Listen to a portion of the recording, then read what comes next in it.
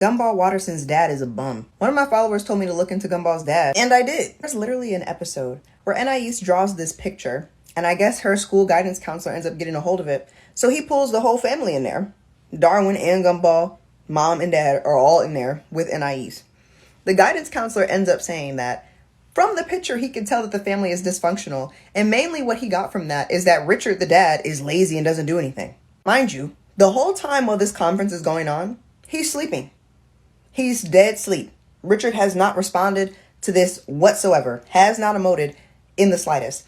Then the counselor also says that he can tell that the mom, Nicole, is dealing with work-related stress. If that wasn't bad enough, the counselor then goes to tell them, in order to fix this, the mom needs to relax, and the dad needs to get a job. Richard sat there the whole time and screamed, "A bum."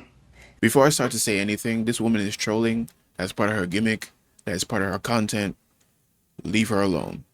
Do not watch this video and start acting like psychopaths in the comments. What I realized watching the people of Elmore in The Amazing World Gumball, every character has a certain order, a certain role they have to play in Elmore. If they step out of that role, everything goes left. Things start to go chaotic. Their reality starts to destroy itself. Richard Watterson is one of them.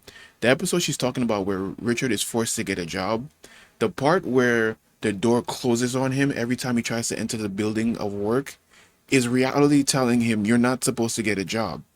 There's another episode where he successfully gets a job as a pizza man, and he's successfully delivering the pizzas to everyone's door, and every time he does it, reality just starts to destroy itself more and more and more and more until he is forced to get fired.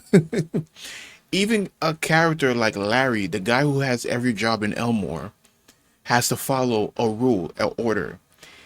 There was one episode where he steps out of that order and quits all his jobs, and Elmore goes into a total apocalypse. It is so cool, it's crazy, and it's funny.